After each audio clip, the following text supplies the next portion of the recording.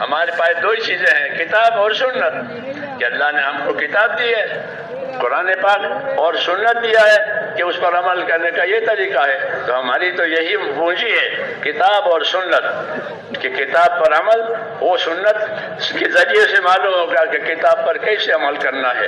حضور صلی اللہ علیہ وسلم کو یہ کتاب دی تھی اور آپ کو اپنے طریقے دیے تھے تاکہ اس کتاب پر عمل ہو جاوے، اور تبلیغ بھی کتاب اور سنت کی ہوتی ہے، دعوت بھی کتاب اور سنت کی ہوتی ہے، اور کسی چیز کی نہیں ہوتی کہ زندگیاں کتاب پر آوے، زندگیاں سنتوں پر آوے۔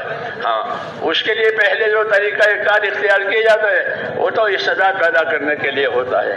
اصل ہماری زندگی سنت اور شریعت ہے کہ سنتوں پر اور شریعت پر ہمارا عمل ہوتا چلا جاوے، اس کو سیکھیں، اس کو پوچھیں، اس کو یاد کریں، ہاں، تاکہ یہی رنگ چڑھے، یہی رنگ اللہ کو پسند ہے۔ صبغۃ اللہ ومن احسن من اللہ صبغہ، اللہ کے رنگ میں رنگنا ہے، اللہ کا رنگ عبودیت اور عبدیت کا ہے، اس رنگ میں رنگنا ہے، اس سے اچھا کوئی رنگ نہیں ہے۔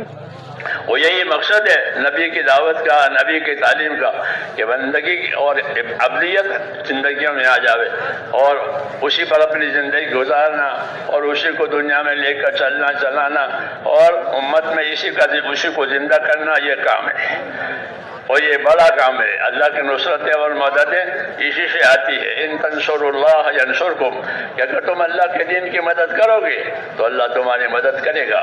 جی ہاں، اللہ تمہارے لیے راستہ کھولے گا، رکاوٹیں ختم ہو جائیں گی، دشمن دوش ہو جائیں گے، یہ سب ہے اس کے اندر، کہ راستے کھل جائیں گے، دلوں کے اقفال اللہ کھول دے گا۔ جی ہاں، اور حق بات اندر صلاحیت کرے گی اور وہ حق کے حامی ہو جائیں گے۔ اللہ ہمیں اس کی توفیق عطا فرمائے۔